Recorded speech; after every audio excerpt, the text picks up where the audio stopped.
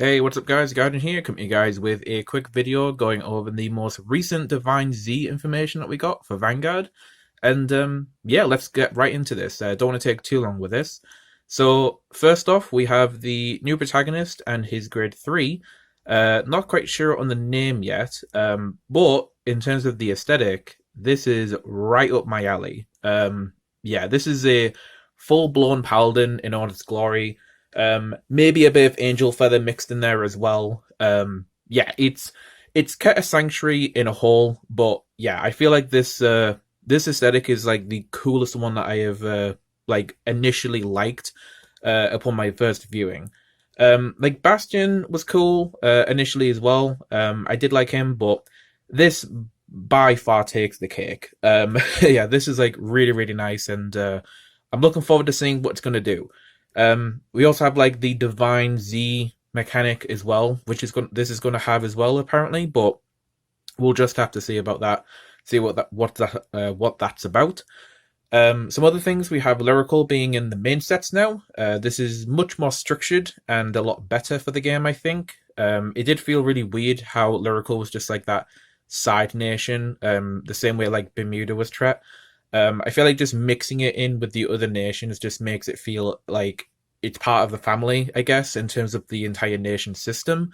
And you don't have like that weird like that weird power threshold of like you got to release stuff, make sure it's powerful enough, and then it kind of just dies off after a couple of months, and then it's like you have to wait another half a year for the next lyrical stuff, and it just felt very like off balance with how they managed it. So yeah, this is really good.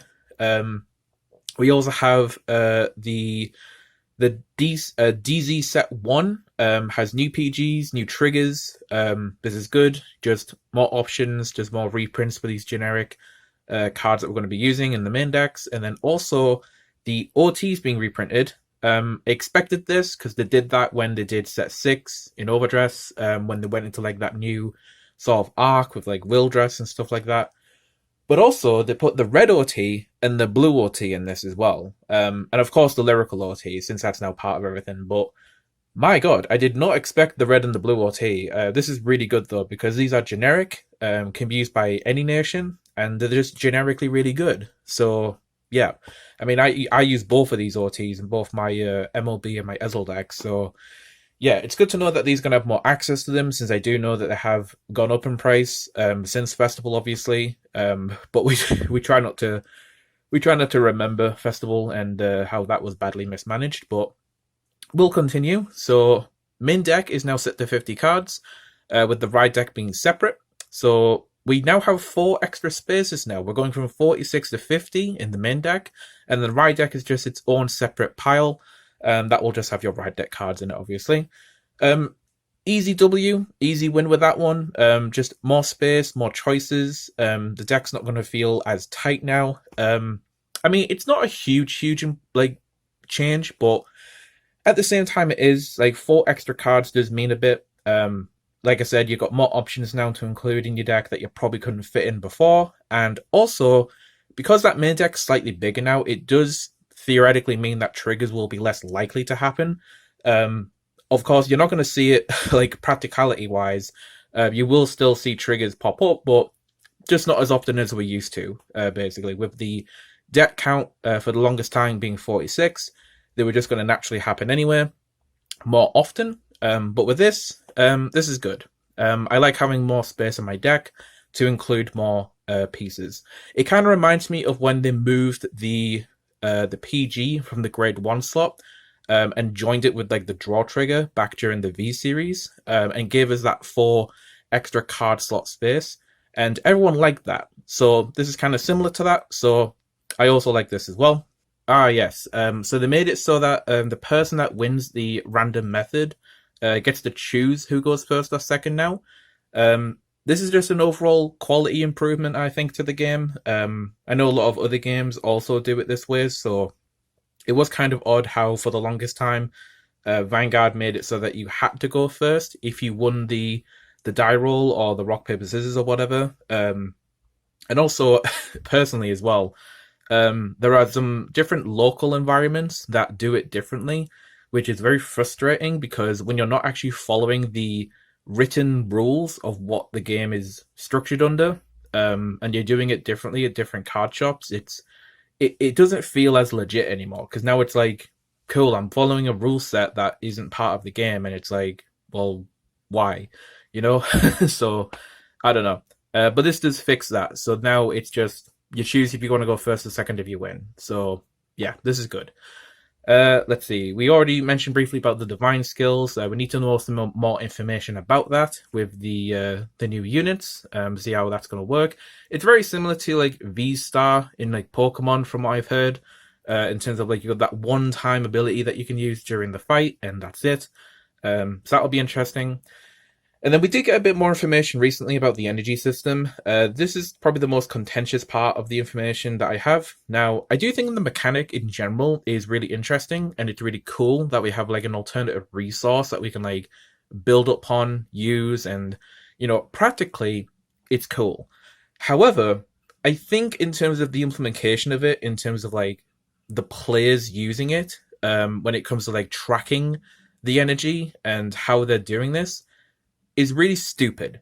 I hate how they've made it so that you have to use either the energy counter card where it's got the numbers on it in terms of like moving the counter up and down. I think that bit's fine, because that's very similar to what Digimon does with their resource system. I think it's called memory, if I remember, funnily enough. So yeah, I think that bit's fine. But the other side of it, where it's like, you can't use a dice to track it, just generally, which, by the way, I think some people are going to do that regardless in like local environments and just casual environments, probably. But the fact that they thought, yes, let's make it so that you have to put 10 energy cards inside of your deck so that you can like track how many energy you have on this, you know, system now. That's so impractical and so annoying to the player that I don't know why they decided to do that.